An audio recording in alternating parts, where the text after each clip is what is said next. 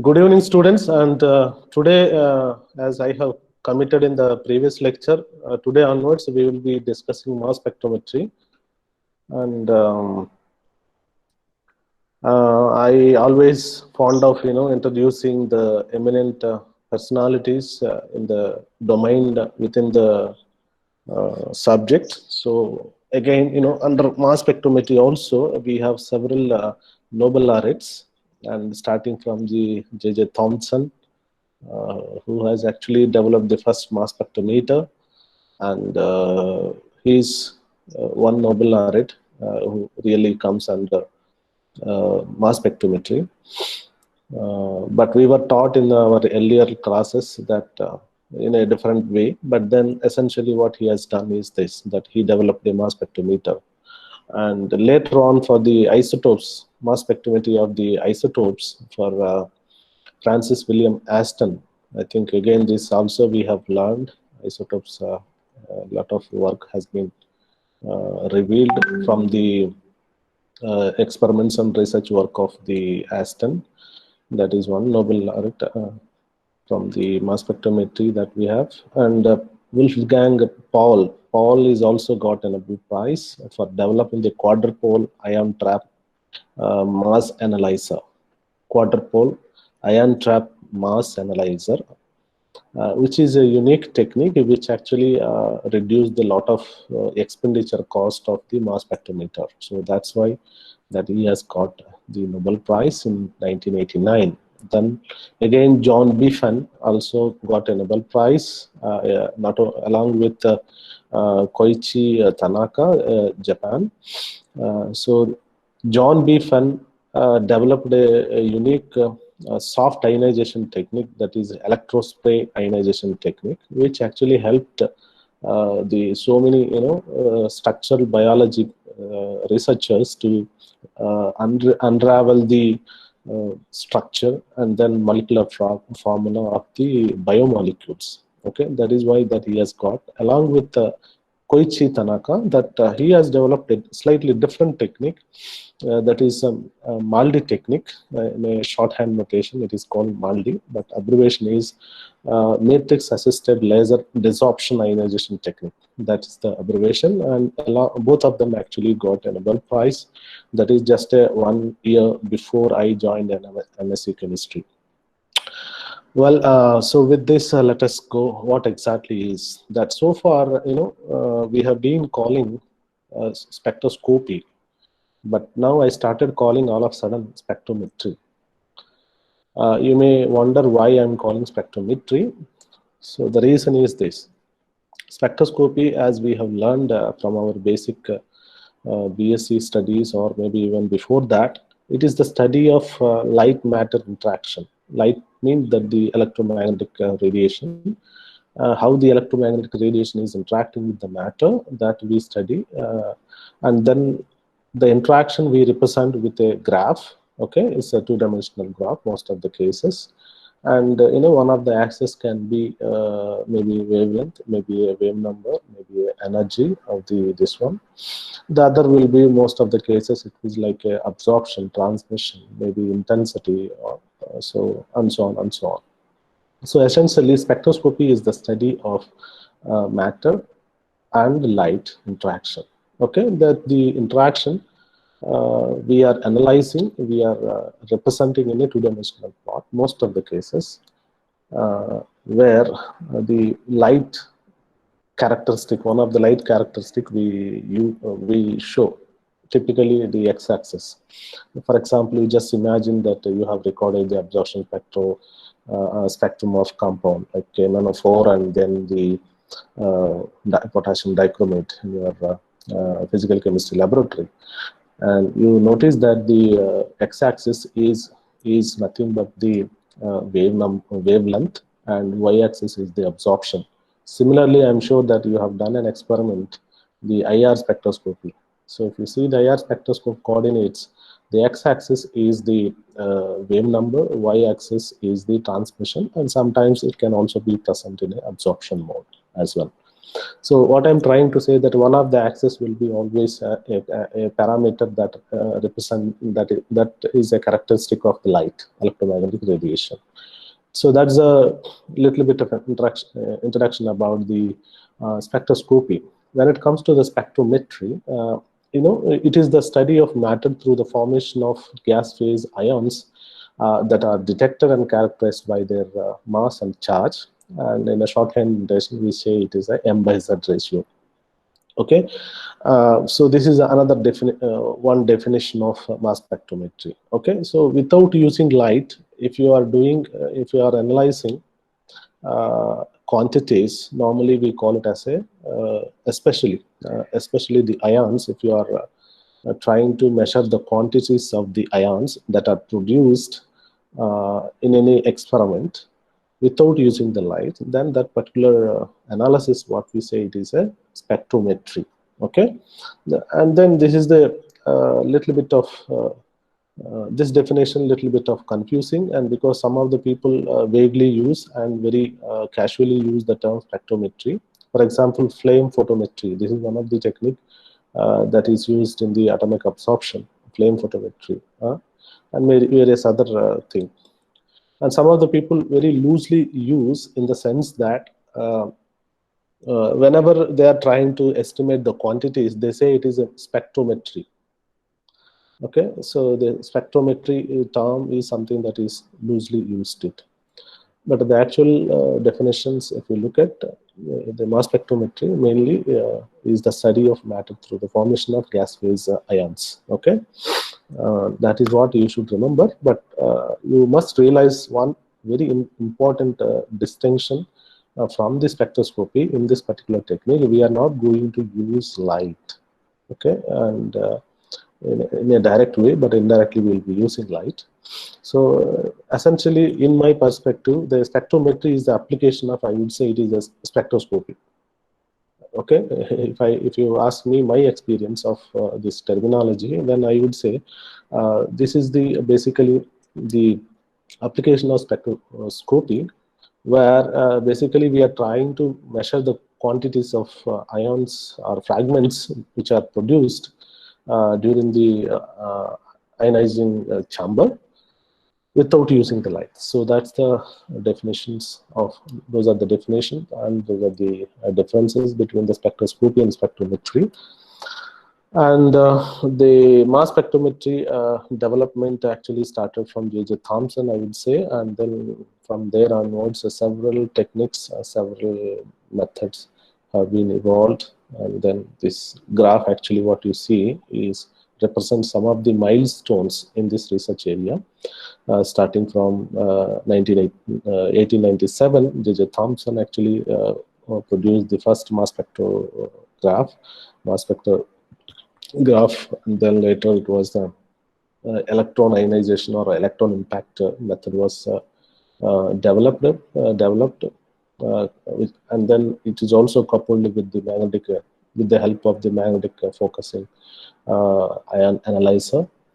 And then later on, the time of flight analyzer was developed, quadrupoles were developed, and then later on EISA technique was developed, ICP techniques have been developed, and so on. There are several things have come, and later slowly people started using, the mass spectrum.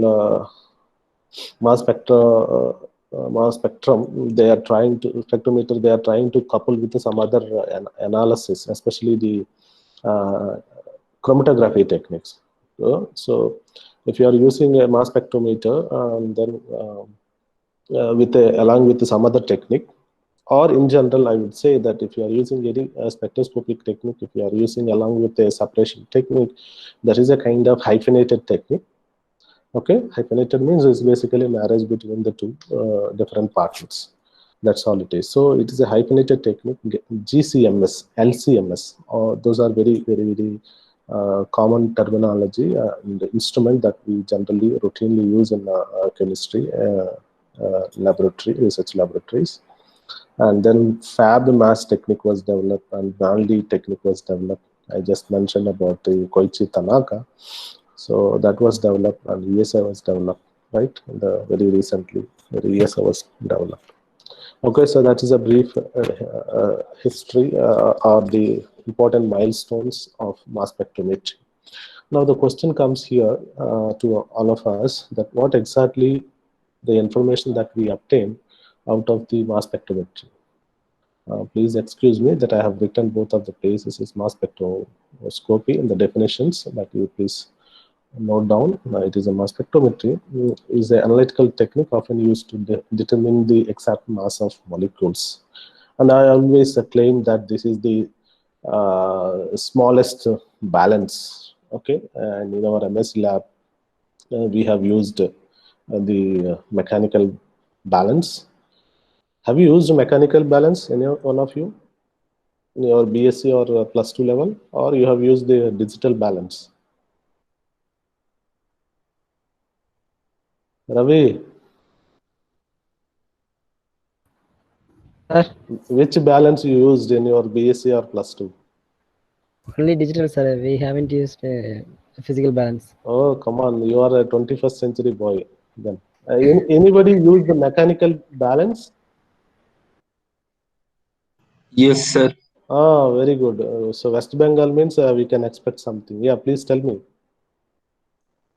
You have used, right? Yes, in class 2 level physics lab, I have used mechanical balance. Mechanical balance used in physics lab. But how many of you know that mechanical balance is available in our department? Have you ever seen mechanical balance? In our Yes, department, I sir. have I not have seen, seen. sir. Where it is, Ravi? Sir, in my college we have physical balance, sir, Okay, but we didn't use. you didn't use, but you have seen it. But do you know how it works actually? Yes, sir. Oh, that's good. It's very. I have studied in 12th, sir. Uh, In my higher secondary, I have studied, but now I think I forgot. Kerala, anybody has seen? I have lot of students. Surya, have you seen or have you used mechanical balance? Yes, sir. In my BSc, it was there. It was there. Have you used it Yes. in your experiment? Yes, we have lab on it. We Oh, have an experiment. anybody from Archana, Ashwati? Yes, sir. Good, Yes, sir. good. So what I'm trying to say is that mechanical balance is a very, of course, it's a outdated technique now. Nobody is using because we have much sensitive balances have come. Because mechanical balance, when you are using that, balancing the final weight with the rider, that actually creates a lot of problem. So one side you will have weight, the other side you have to keep the weights, I mean standard weights. Then the final weights you have to use a rider position. Adjusting rider position is a bit difficult one. But technology has improved our life style in a much better way, and we need not to worry about how to hold a rider. Just place, tear it, and then take the weight and then go. So we just forget things how it happened. But it always good that where from the all these things are evolved. Our history, our origin is very important. Likewise, the instrumentation where it started also is very important. So if you come across any old techniques, so please don't skip that technique, but try to find it out, because that was the primitive technique which lead to ultimately the sophistication. So that's my suggestion. Now let us go on. So what I'm trying to say is that the mass spectrometer is nothing but the very sensitive balance. Okay, basically using our balance, we weigh the quantities, right? We weigh the samples quantities, right? How much it is there in terms of grams. But this one, I claim it is very sensitive because it weighs the atoms and molecules, basically molecules. We don't have isolated atoms, but if it is available, even that is also possible. But mostly the matter composed of atoms composed of so matter composed of molecules. Molecules are basically composed of mainly derived from the atoms. Therefore, I would say it is a sensitive technique. mass spectrometry is a very, very sensitive technique, and one can even call it as a very sensitive balance, because it is weighing the weight or quantities of the samples. Okay. But not it is not representing in terms of routine quantities like grams, but it will represent like atomic weights. Okay, so the weights are represented in atomic units and daltons, etc. That's the only basic difference between a simple balance and the mass spectrometer. So mass spectrometer is a simple balance, so you don't have to think it is a alien terminology or alien instrument to you. It is known to most of us. But since our quantities are a little bigger, and we are using the mass usual balance. But if as you lower the weight, we need something special. That's what the terminology has come, that the mass spectrometer. Well, with that, I will proceed further, and there are several advantages with the mass spectrometry. Some of the things I have listed here. As you can see here, molecular weight is the one advantage. So using the mass spectrometer, then we can determine the exact molecular weight of a compound. Essentially, it will gives you the exact weight of the molecule. Okay, as you know that the molecular weights of a typical organic compound, okay, normally it goes up to maybe 500 this thing atomic units. And there are people, they are working on polymers, maybe peptides, biomolecules, nucleotides, these things molecular weight will be much higher side. Okay, those will be 1,000 and 1,000 kilodaltons, like that they measure. So all these things actually, all the weights can be measured exactly from the mass spectrometer. Okay, so that is one primary application of mass spectrometer. Similarly, we can also determine the exact molecular formula. That technique, what we call it as a high resolution mass spectrometry. Okay, that technique, what we call it as a high resolution mass spectrometry, gives us the molecular formula. We know that the ethanol is C2H5OH. So this we know. But given a chance, if you give the ethanol molecule, if you fed the ethanol sample to the mass spectrometer, it gives the exact mass up to 4 digits. Up to 4 digits, which means is that you can precisely find out what is the molecular formula of that. Why? Because except the carbon-12 and rest of all the elements, atomic weights, basically they are not integers. They are basically close to some integer. For example, if you take a hydrogen, it's not 1.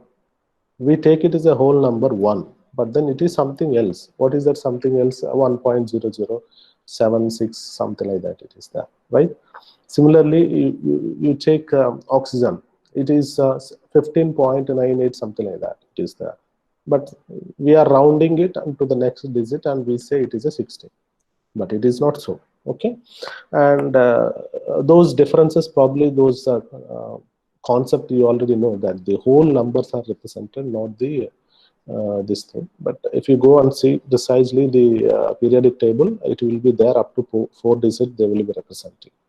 So therefore, suppose if I have a C2H5OH and I have 6 hydrogen, 2 carbons, and 1 oxygen atom is there. So just 6 carbon atomic weight is taken to be 12, and hydrogen is not 1. We are taking 1. So okay, so you have to put it exactly 1.007 something into 6 plus, and then 15.98 something into some number is there. So you have to add all together. So it will be somewhat close to 60. So we say it is 60, right? So, but the mass spectrometer, the advantage is that it will give you up to 4 digits precisely, very much precisely it will give you. So from that you can actually do a back calculation kind of thing, and one can arrive at the molecular formula.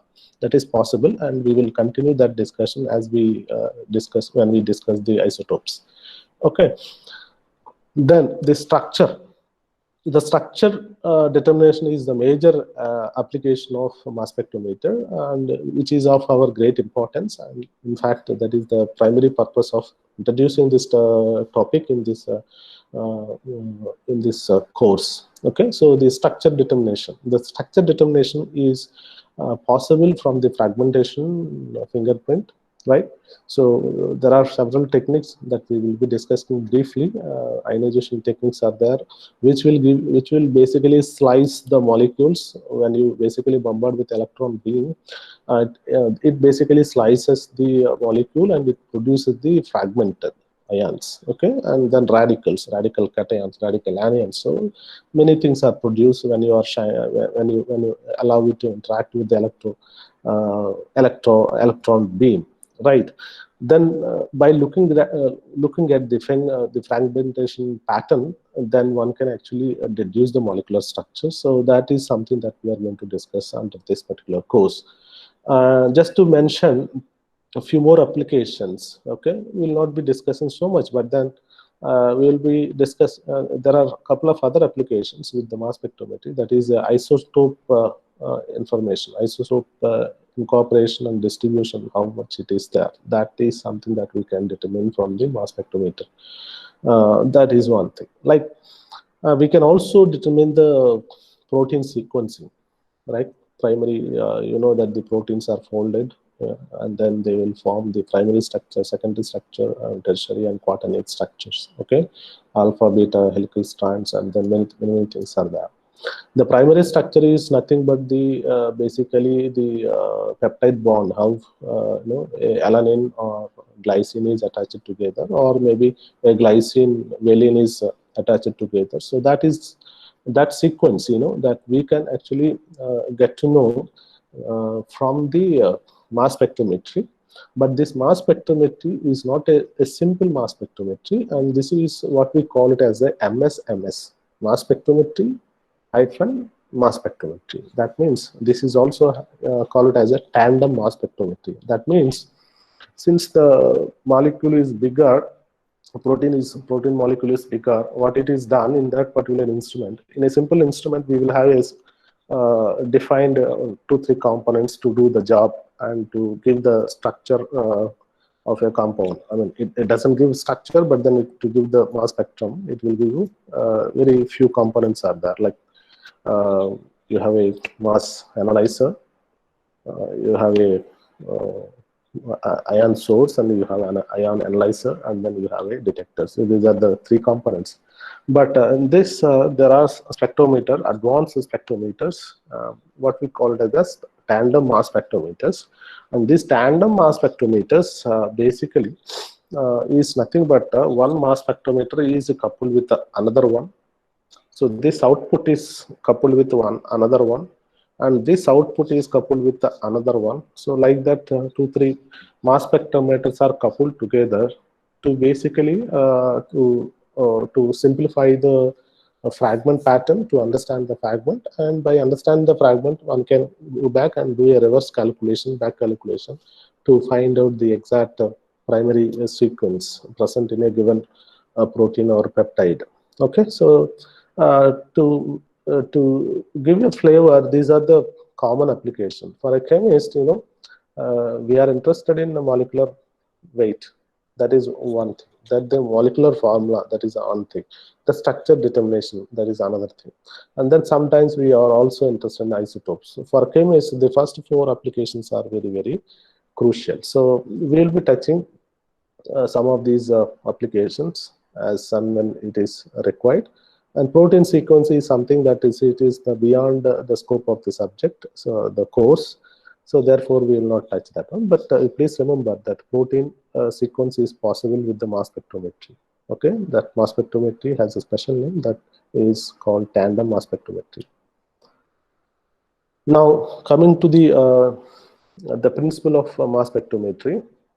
The mass spectrometry is basically, there are 3 steps are there in the mass spectrometry. One is the ionization, and the second one is the separation and the detection.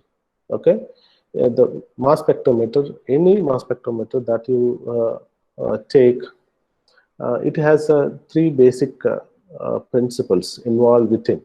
That is, the first one is the ionization of the samples. Okay, the mass, a typical mass spectrometer ionizes the chemical compounds first thing, and then it separates the ions which are produced, and then it will detect. There are three.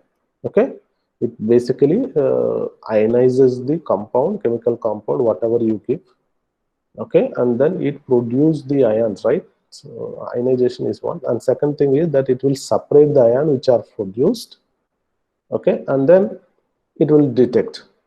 Okay, so there are three inherent three principles are there within the mass spectrometer: producing the ions, separating the ions, and detection of the ions are basically primary basic principle of a mass spectrometer.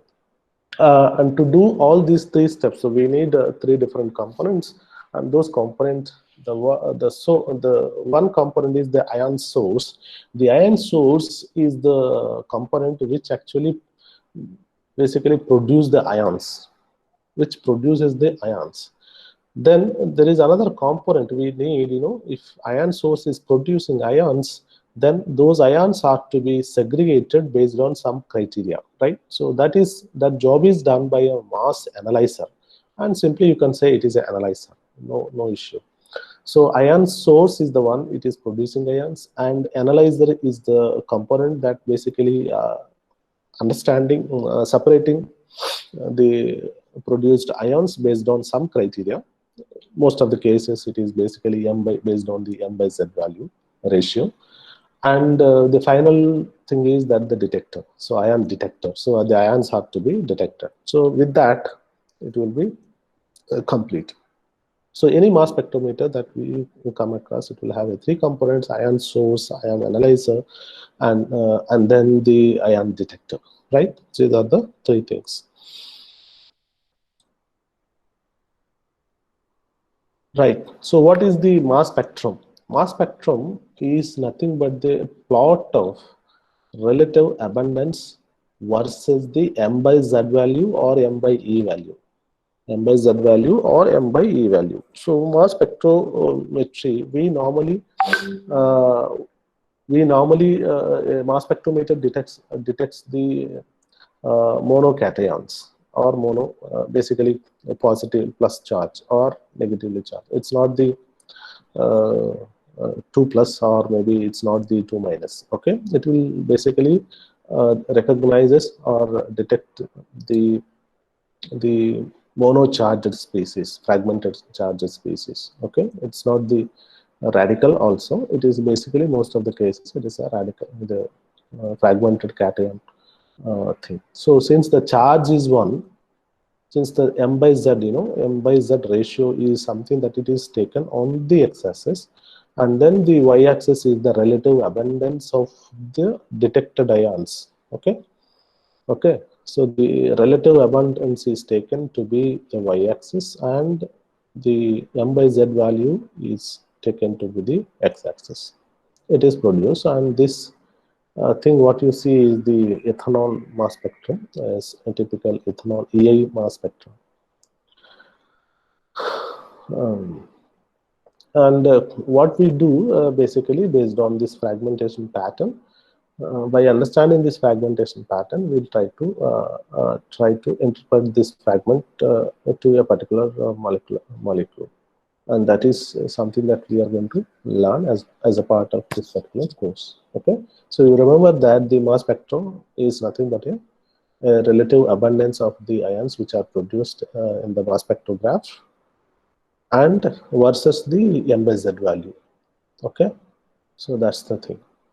And this is a block diagram of a mass spectrometer. As you can see here, that there is an injection system. There is an injection system here, and this injection system is nothing but this basically sample is basically it will take the sample, and in a dilute condition it will inject into the ion source, and this ion source basically ionizes the sample, and which are produced, it will be given to the mass analyzer. This analyzer will separate. Okay, there are set of m by z value fragments are there. For example, there are some 100 there are 100 what should I say fragmented ions are there with a mass of 60. There are 7 are there with a mass of 65. There are 100 thing are there with 100% efficiency. So like that, basically it will produce several fragmented ions which are having a different molecular mass, and all these things will be separated, and then they will be sending, the mass analyzer will separate and then send one by one to the detector, so that the detector actually collects and then generate a signal. Typically it's a signal in the form of a current and voltage, and then that will be plotted, okay, in the form of a graph that we have seen in the previous slide. M by Z versus the relative abundance is plotted. Okay, so that's a thing it is. Since we are dealing with a very ions and then electron beam, then usually everything, all the instrument will be under the high vacuum. All the mass spectrometers will be kept under ultra high vacuum, because that we are dealing with the ions, and as you know, the ions are not a stable species, so they do react with atmospheric gases and also the water, etc., etc. Therefore it is appropriate that we should keep everything under ultra high vacuum, that therefore there won't be any interference with our sample ions. Okay, so when the sample is injected, the ion source will have a even if it is injected in the liquid form, it basically vaporizes the sample, and then it will take to the gas phase, and then gas phase it will produce the ions, and then which are produced will be taken to the mass analyzer, then the detector detects it. Okay, that's all it is. And just to give you a flavor how it looks like, this is a mass spectrometer. As you can see here, it is a simple mass spectrometer with a single sector, magnetic sector, which is used as the mass ion analyzer. And this is where the this component, what we call it as the injection system, as well as the ion source, this particular system, and this is the analyzer, and then this is your detector. So there are 3 major components are there, and then the graph is plotted like this. Now, before we discuss the subject of what are the different methods for ionization and what are the different techniques in the ion analyzer and so on, maybe we should, I just would like to spend a little time on the resolution. What exactly is the resolution with regard to a mass spectrometer? Okay, so this is very important topic as far as the mass spectrometer is concerned. You may recall that I have called previously when I was discussing about the applications. One point I mentioned was that it is possible that you can exactly determine the molecular formula of the unknown compound. And I mentioned that the high resolution mass spectrometry. What exactly is the mass spectrometry? Okay, what exactly is the high resolution? What exactly is it? So if there is a high resolution, then there must be a low resolution also. What exactly is the low resolution and what exactly is the high resolution, we learn, and then we'll proceed further.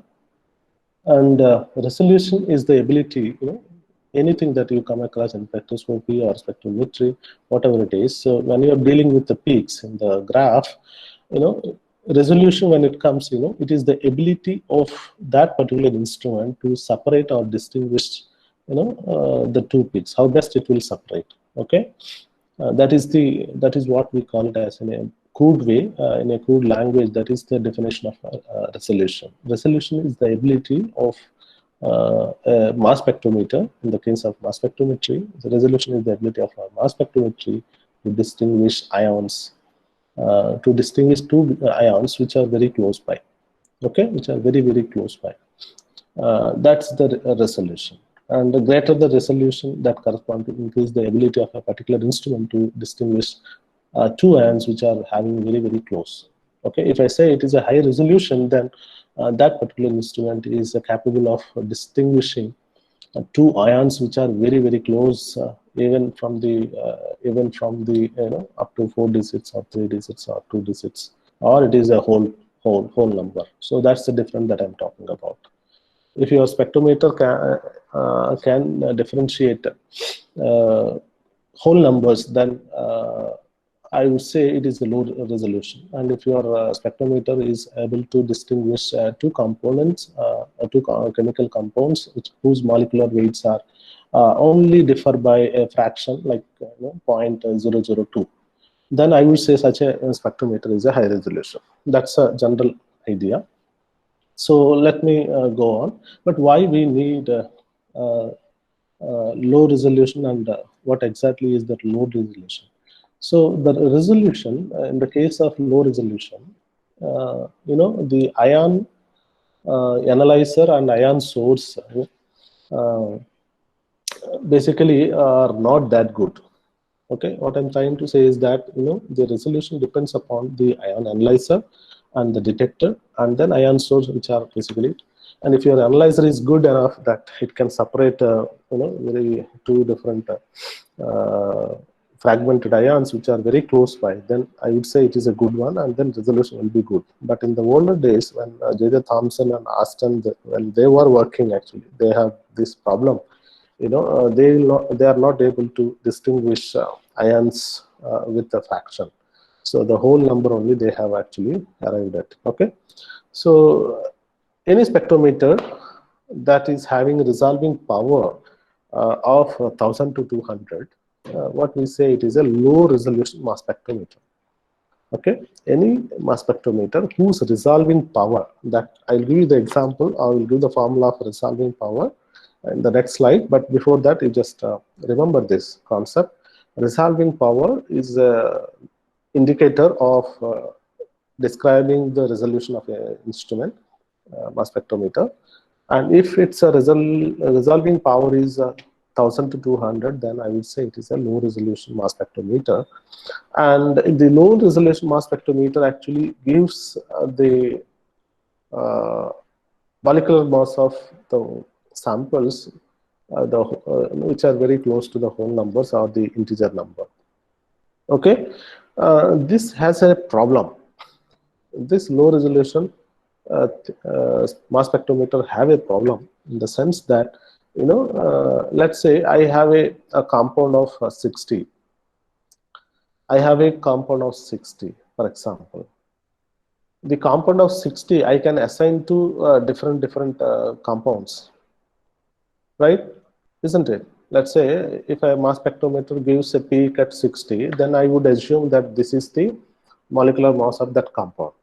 Now the question is that if you're trying to interpret that mass number 60 to the appropriate molecular structure, we will end up in a confusion that whether that 60 is correspond to let's say this C3H8O or C2H4O2 and C2H8N2. So which one is? Because all of them, if you try to calculate the exact mass based on the isotopic abundance, C12, as you remember that the carbon 12 is the scale, reference scale, and then based on that the atomic weights of rest of the elements are given.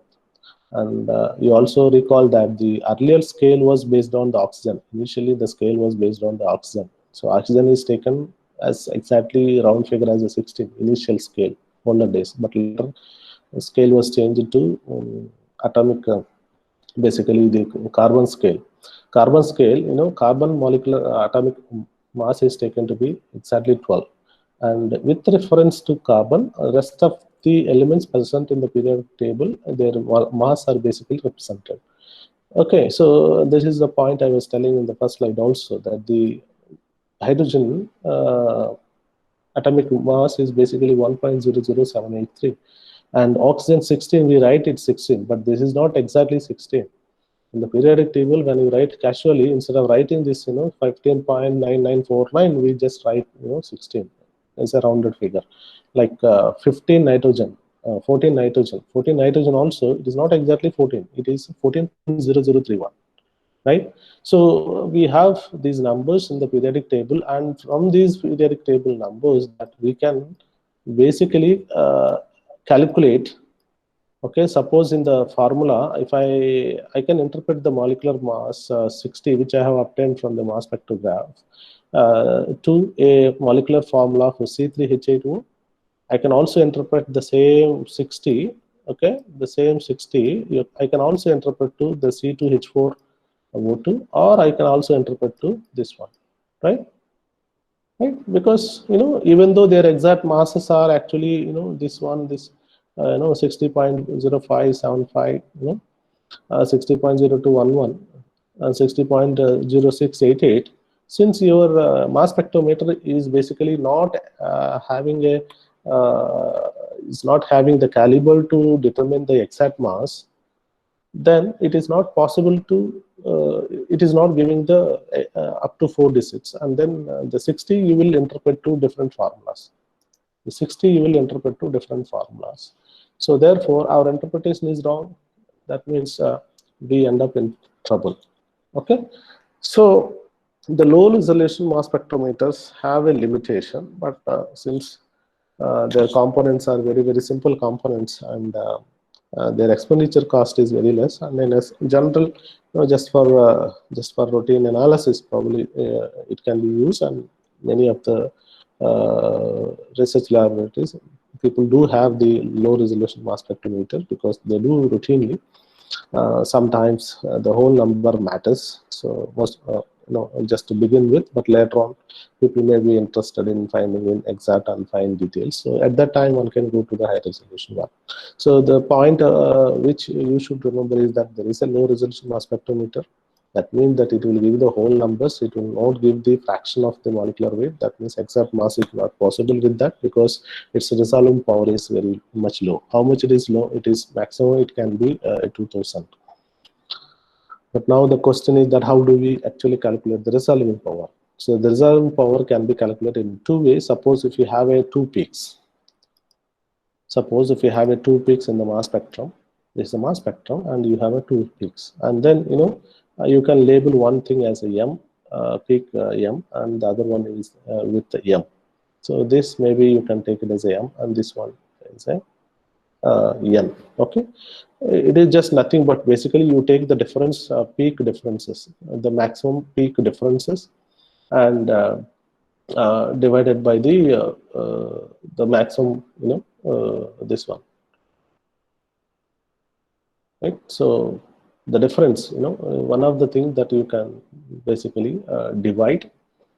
Okay, so one of the thing you can divide. So which one is having maximum?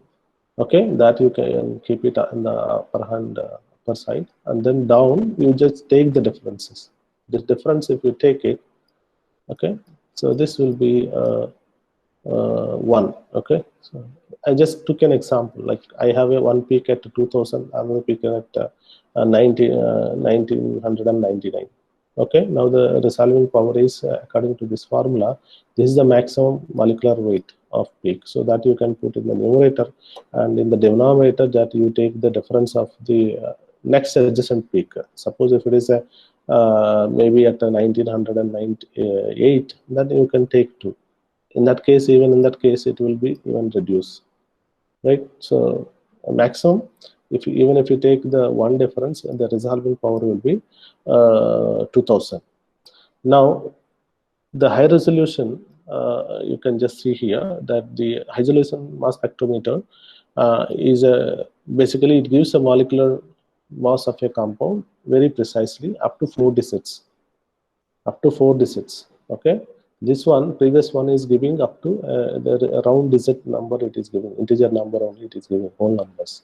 But whereas the high resolution one, it will give you the result, the exact mass of the peak up to 4 digits. That means the peak position, whatever you see, those are not 1, 2, 3, 4 like that. Those are like 250.9833. This is one thing. Okay, you can see the next one, and then you can basically take the difference between these two and then calculate it. Just an example, I have taken it here. Again, the same formula, which is having the highest molecular mass, that you can take in the numerator, and then denominator you can take the difference. You can take the difference between the next that peak and then with the next one. Then in this case you can see here that it is almost 20,000.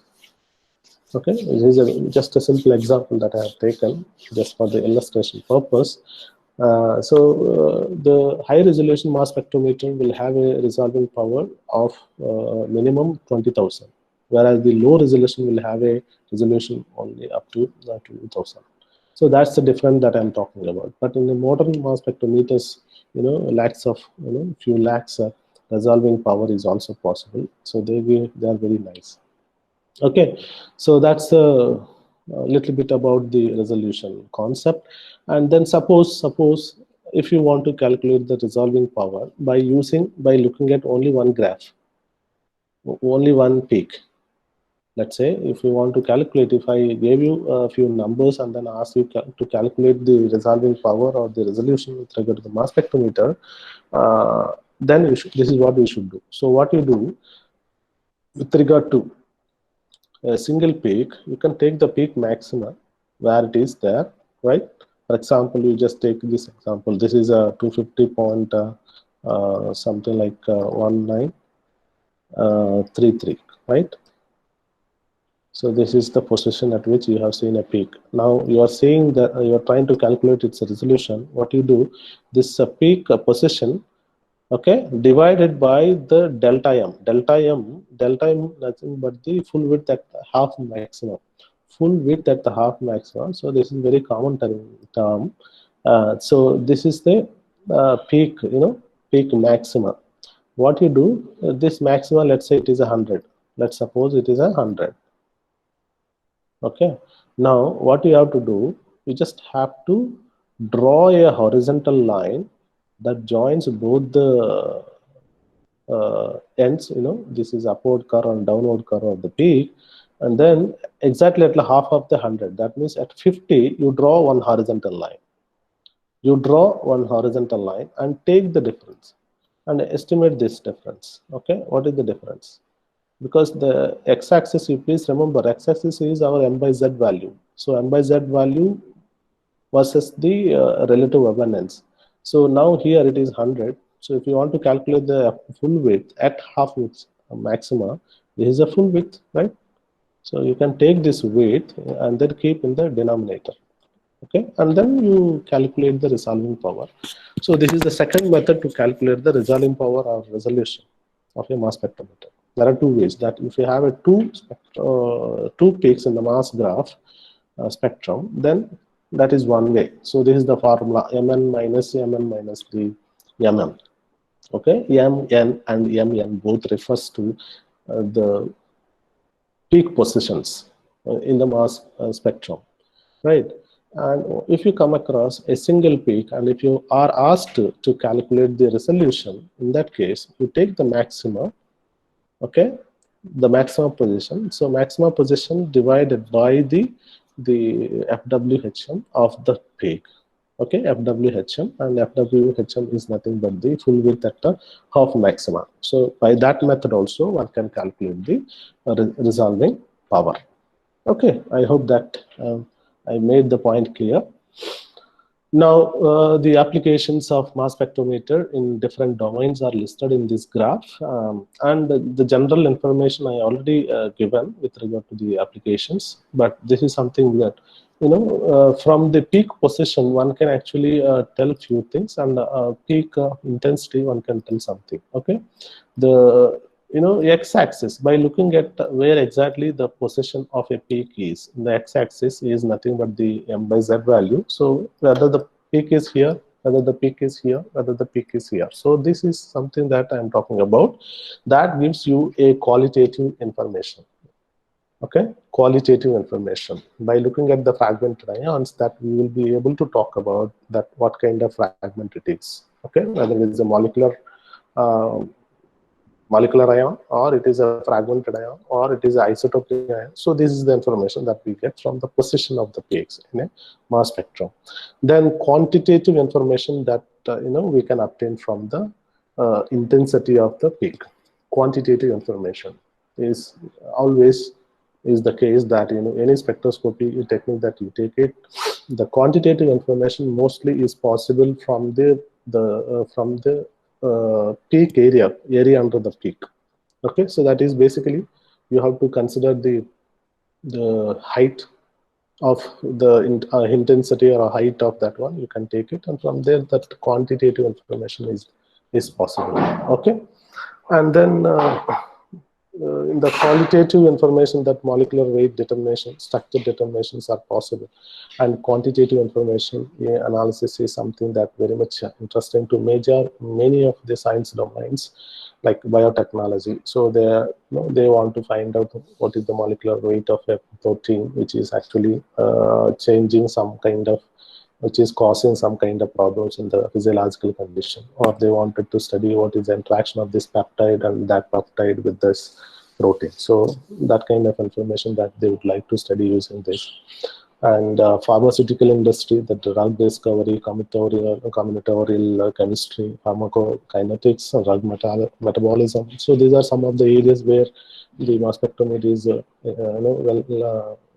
broadly used. Clinical experiments, clinical trials, people are using neonatal screening, hemoglobin analysis, drug testing. So these are some of the clinical applications of mass spectrometry. And environmental samples, how much is the compound is present in the food, water, and then quality of the air. So many things are there. Like for example, that I have taken some more course as a part of bio. Anybody is studying that? Anybody is studying biomass characterization? So there is one elective course which I have taken few lectures, and that is basically characterization of biomass. Okay, biomass means everywhere it is there. Now, one of the technique is the LIPS technique, laser induced ablation technique is available, which actually permits, that is a very simple technique that which actually permits to estimate the minerals that are present in a wood material. For example, biomass means basically wood. So wood sample how much minerals are there that we can estimate, right? So mass spectrometry has several application that is one application. And geological samples, mineralogy, and similarly the toxicology, forensic sciences, everywhere the mass spectrometry has a very important role. Okay, and then before we go to further details, I just wanted to tell you, I already pointed out that the mass spectrum is nothing but the relative abundance of the fragmented ion which are produced during the in the ion chamber is plotted against their m by z value. Okay, against their m by z value on the x-axis. And if you look at the spectrum which is given here, in the extreme right hand side, typically most of the cases it is not always true. So extreme right hand side you will see a molecular ion peak. Okay, so when you have done something, when you have given a molecule sample injected in the chamber, so ion source basically ionizes, right? When it ionizes, the simplest thing that is possible is that it can knock out one electron from the molecule. In that case, it will produce, if it knocks out one electron, the mass of that one doesn't change, right? Of course, in principle, it changes, but then that change is very negligible. So we say it is negligible because the mass of the electron is very less. Therefore, in a practical purpose, we take it is nothing happens, right? So as a result of which, if such a molecular fragment ion, cation, is stable enough within the detection time, then you will see a peak, corresponding peak. That peak is shown here. Okay, this peak, what we call it as a molecular ion peak. Okay, this peak, what we call it as a molecular ion peak. And then this molecule, it can undergo collisions with the other molecular ion, and then further fragmentation can happen. So this molecular ion can interact with another molecular ion, because when you in the ion chamber, it is not the case only one ion will be produced.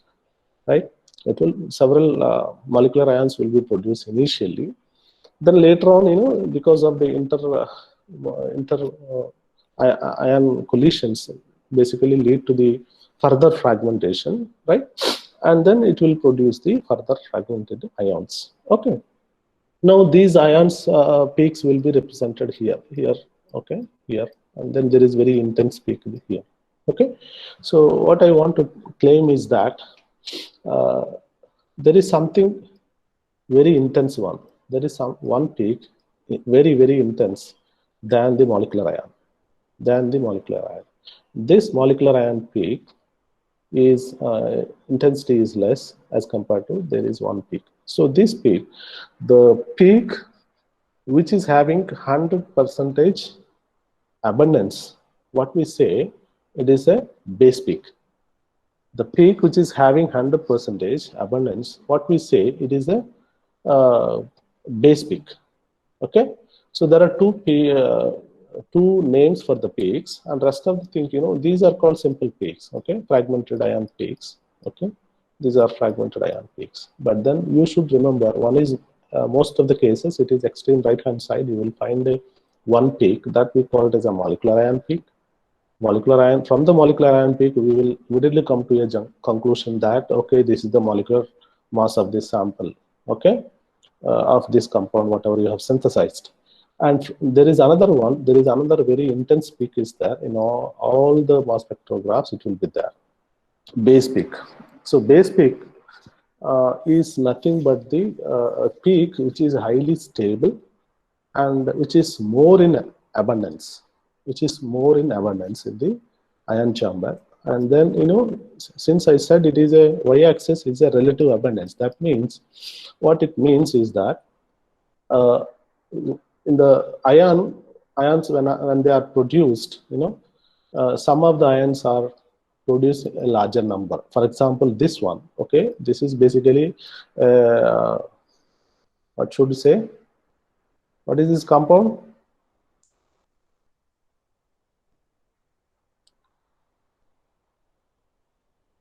What is this compound?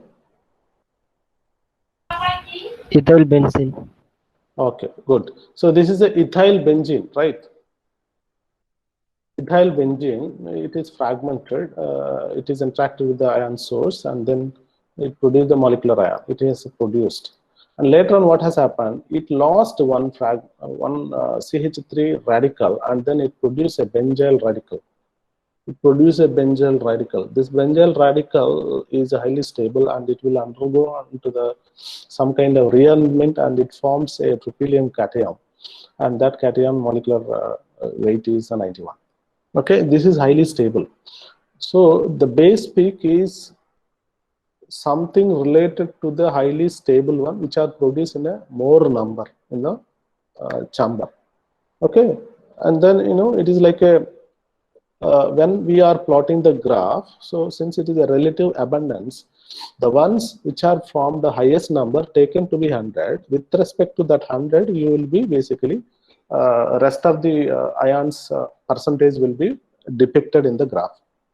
I hope that you understood what I'm saying. Let's say it's not the case that the base peak has 100. There are 100 ions are there in the chamber. No, what I'm saying, so there are this benzyl cations are produced a larger number than any of these fragmented ions. That is the point I'm trying. And this larger number we have set as 100. It is possible, right? It's like calculating the percent relative grading. Okay, relative grading, absolute grading is both gradings are there across the country and the universities. Relative grading means absolute grading means, suppose some 42, 45 if you are getting, your grade will be P. If you are getting 45 to 54, your grade will be somewhat C. So this is it is a fixed grading. If your mark is here, it will be shown like that.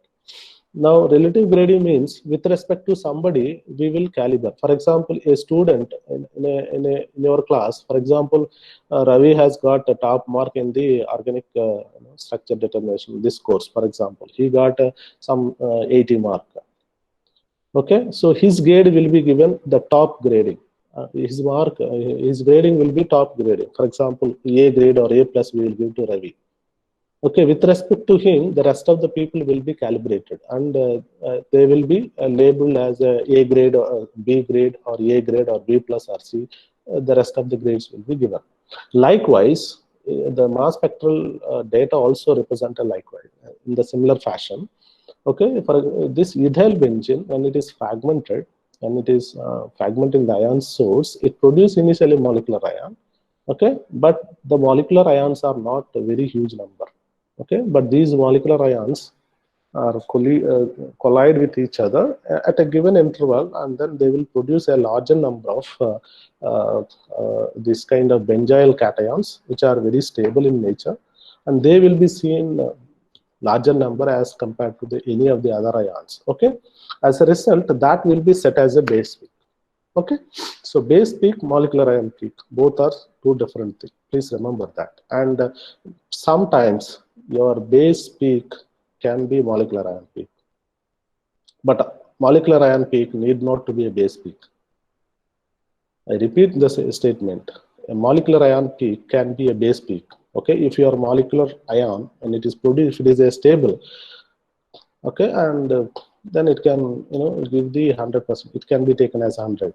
Okay, if it is not stable as compared to the other ions which are formed, then its intensity accordingly it will be scaled. Okay, so that's the point you should remember. So with this, I stop my class today, and mostly we have seen few basic aspects of mass spectrometry today, and further details, like for example that what are the ionization techniques that are there in the that are available for us, and that we will discuss in the next class. And finally, we will go to the fragmentation rules, which will really help us to solve the problems, mass spectral problems that we will discuss at the end. Okay. So next class, that is on Saturday, I will be taking as usual in the morning. That class we will be discussing the few ionization techniques and few analyzers, how they function, that we will discuss. Okay, so with this for today, I conclude my talk, and if you have any doubts with regard to the lecture that I have given now, maybe I shall clarify. You can unmute and talk if you have any doubts. Nobody is having doubt. Okay, all right. As I say always, whatever the doubts you may have, you can post it in the WhatsApp, or else you can write to me. I have no issue.